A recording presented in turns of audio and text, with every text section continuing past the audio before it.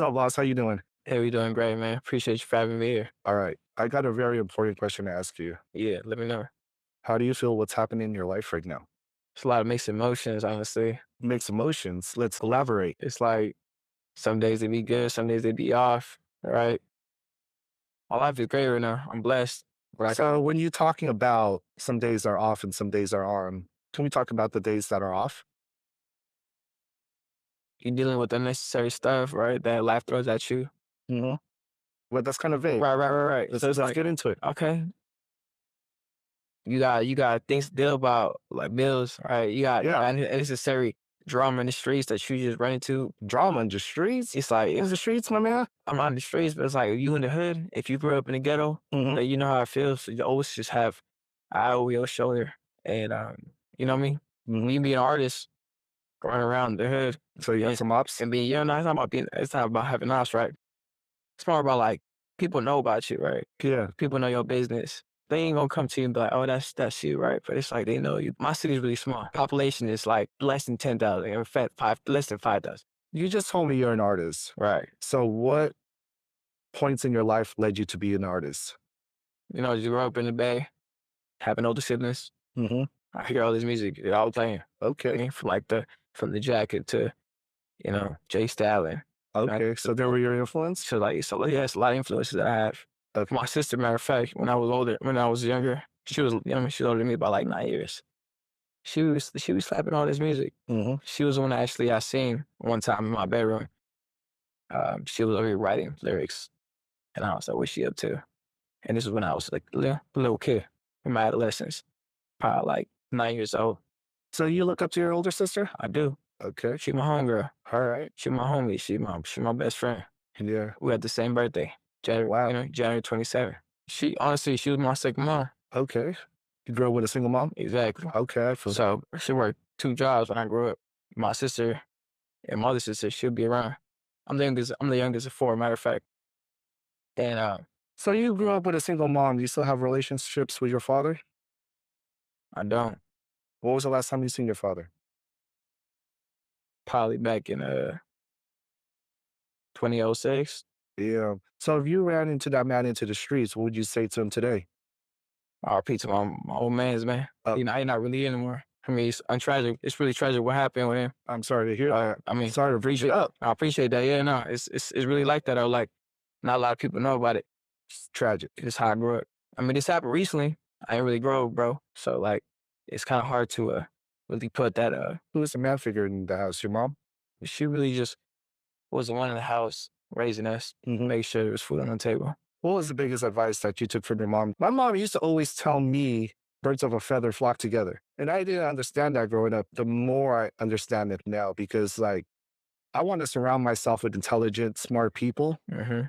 people that I could grow with. 100%. Yeah. Just to bounce back on what I said like earlier, my mom was really rough. So the relationship between us was kind of like it was a distant relationship at first when I grew up. But what I learned though, like throughout her whole struggle, her whole efforts to like make sure that we was good, is how to like love one each other, how to really be loyal to each other, like how to like look out for each other, how to look out for somebody that you know what I mean. It's like even though I was a child, but how to look out for somebody that doesn't have any more than I do. So you're Somebody that has going less. to that unconditional love. Yeah, exactly.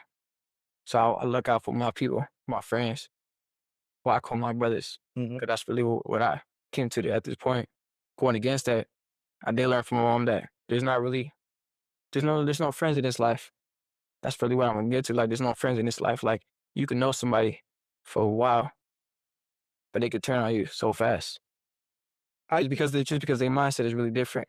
Are you talking about someone that changed up? You don't have to say no names. It's You, not. you can It's not. change. It's just You can like change the I'm situation. gonna just put it like this: like showing love sometimes.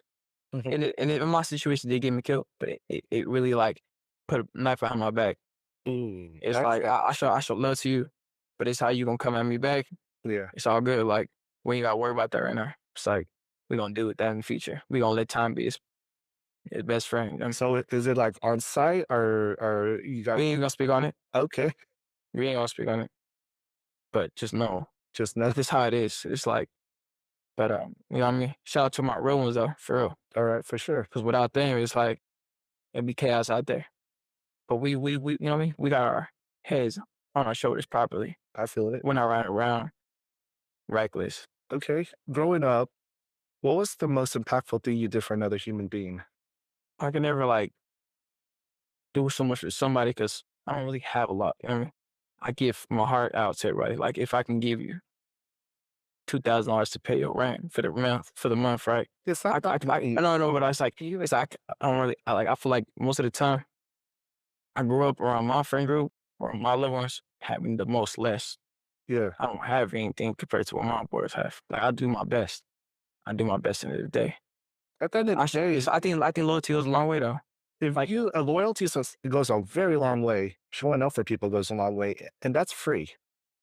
When someone needs you to be there to talk to be that conversation, listening goes a long way. I think a lot of people don't understand how important it is just to be a good listener. The people that often can navigate the streets are probably the best listeners because it's not about them. It's they're just like soaking everyone's issues. And they're like, oh, this person and this person are not doing too well. And if you can elevate them, they'll forever be in your favor. And that's something I've definitely learned about my life is showing up for people. The older you get, your friend circle starts shrinking and you just have a bunch of acquaintances. Is that how you are right now? You have how big's your friend circle? it ain't too big. I mean, That's I'm proud about it though. Like but you have and I'm not saying in ways of like, oh, I'm just putting up. I'm happy with it. It is. I'm happy. Like, this like a circle between another circle. It's like you got your foundation in the middle, and then you got your outer circle. It's like you got your soldiers, but then you got your like you know what I mean? Your rulers, your kings, like you know what I mean, like in the middle. yeah, And pawns on the outside. But I'm not saying anybody's pawns in my friend group. You yeah, know what I'm saying? It's like everybody got their own role, yeah, but everybody got an impact. So yeah, it really be like that. But I'm back on the answer to what you're saying, like what I've done big for anybody. I've got through a lot of experiences, crazy experiences, mhm, not having a lot, and just learning from it. Like I'm able to give advice, be there for people. It's like really be a philosopher about life, how it's gonna go. Because we all gone through experiences. We know how things go. It's like I've learned this a lot from my older people, from my older folks, mhm. older friends, older family. Yeah, you learn from the OGs. They throw it down to me, the game. Yeah, It sucks being the first person to listen to it. Like, is he really is he really lying to me or is he really telling me the truth? mhm, Because you don't know what to believe, but you just gotta have hope. It's gonna really be like that, the way they say it is. But yeah, advice, like giving advice to people, being there for people, like mental health is crazy. Not a lot of people think about it, that's all how serious it is. everything nowadays. Exactly. So for me to be there for people when their mental health is not healthy, not the level that they should be at, that's a lot for me. Because I know that they can move on the next day and be confident that things are gonna be well. I think everyone had in their life at this point has gotten some sort of crazy phone call that someone they know has passed away due to mental health. And that's why I'm saying people need to pick up the phone. This social media shit is ruining people's relationships because that in real life connection is what really matters. It's like sometimes they feel isolated. Sometimes they feel like they don't got no one. Everyone's life is too busy. You be posting like you have the greatest life on IG. And people be like taking that to perspective, like to be that I used to be the homie, but look at him now. He's too good now. They don't know you're still the same person. You're just moving on with your life. You're still accessible. If you saw yourself as a 16-year-old kid, what's the biggest advice you would give yourself right now, looking in the mirror to a 16-year-old version of yourself? I mean, I would tell myself to really be scared about things that you imagine that can happen in your life. I learned this the more I grow older because it's proven by other people's testimonies. Whatever you wish you can do, whatever you imagine yourself you can do it. Like I think it's like this is like a problem that I've been thinking about in my life a lot. It's like there's a lot of things that I want to do and accomplish in my life, Okay. but I put fear behind it. And I think it goes out for everybody. So I don't be scared about it. Like you only live once. You only live this moment one time, right? So it's like it's just really like putting your fears to the side. Have you heard of affirmations? I've heard of it. I mean, I've practiced it in the past, but it's like be consistent with it. Yeah, It because gets you kind of tell hard for yourself, it. I'm gonna do this. Yeah. that energy starts happening, bro. Like, hey, you're an artist. You're like, I want to have 10,000 streams for this song. You may have 2,000 streams for your first couple drops. Then you keep telling yourself, hey, I'm going to learn this is what I did last time. Then you get to that 10,000. Then you get to that 100,000. And then when you get your first streams, but a lot of people give up before they get to their destination. It's not, you don't have the possibility and the capability to be that superstar artist. You just haven't arrived yet. That's a fact. You know, everyone has it in it. Everything is possible with social media, self marketing. It's an independent artist world. But a lot of people give up way too easily nowadays before they arrive. I'm sure you've seen a bunch of talent around you. They're like, oh, I give up because it's not turning out how I thought it was going to be. But that's all in the head because they're not doing all the steps that it takes to arrive. There's a lot of dedication and discipline. It's a lifestyle, man. It is. You gotta dedicate yourself to it. I see people trapping in the streets. If they put all that effort into their career would have popped. But it's that instant gratification that a lot of artists struggle with. That they're like, oh, I want this and this to be seen and heard. Something that happens. If you have a poppin' song from like 5 years ago that only like 300 people heard, that's still a brand new song. That's not an old song. It's just a song that no one's heard. Right. No, it is. You know what I'm saying? I've heard that a lot too. So if you think that's like, hey, that might be my best song was from 5 years ago, keep pushing it. Hey, what happened in Stranger Things? That show on Netflix. There was a song that was from the 1980s. 25 years later, that song went like a few times platinum. And that artist started waking up with checks weekly out of nowhere. The more people like you as a person, they're gonna fuck with your music even that much more. It's about who you know, not what you know. And yeah, if people like see you doing good and you do have good music, that's the package right there. That's the secret sauce. But if you're making good music and you're just a fuck boy, then they're just gonna think you're a cloud chaser. That's agreeable. That's agreeable. Right? Matter of fact. You're just a trend. Exactly. No, And what happens with trends? Trends die. they die quick. You know what I'm We're here saying? to stay for long, feel me? Waiting on trend, baby. You better know we stars up in this motherfucker. But yeah, no, definitely like just go out there, like chase the dreams. Like I'm still young. I'm 23 years old. Yeah, I ain't that old, nor am I that young though. but you're I'm in the perfect. perfect time. I'm in the perfect prime time right now. You're So, a perfect age. you know what I mean? It's like there's not really a lot of experience that I've gained already for my 16-year-old to tell me like, hey, this is what you do. But it's just like,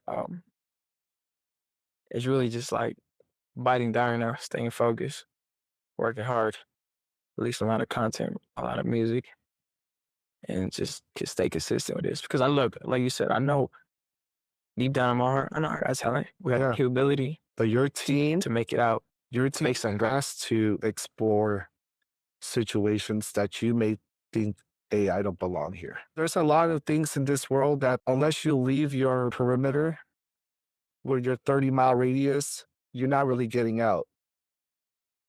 They say the people you should shake hands with live further than 30 miles away from you. If you're shaking hands with people 300 miles away from you, wherever they live, they're going to spread your word. You know what I'm saying? But if you're only spreading your word in your block, then you're just hood famous. Right. A lot of artists feel uncomfortable with that because they're like, oh, I'm not from that area. But when your music starts resonating in other areas, then that's when the glow up happens.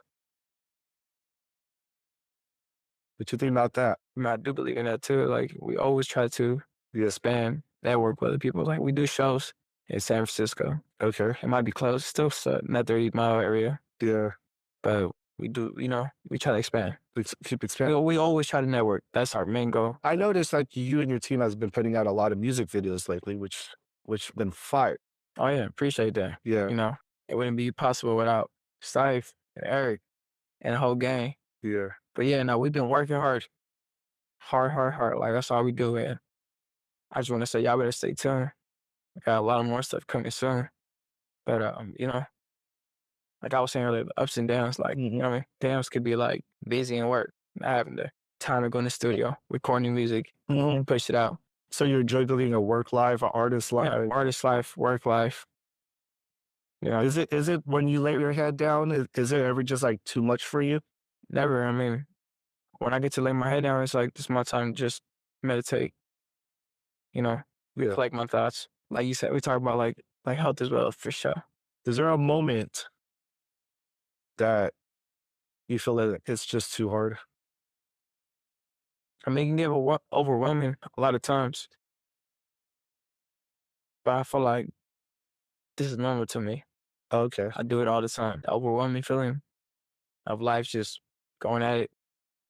That Yeah, I'm glad how you said that this is normal, yeah. because in my personal experiences, when I started meeting people that I've seen on TV and started just hanging out with them, shaking hands, going to these venues,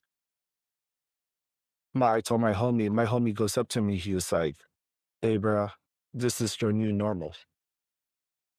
He's like, "I see how you're acting. You acting like you've been here." That's my advice to you when you start going into rooms that you haven't been into before.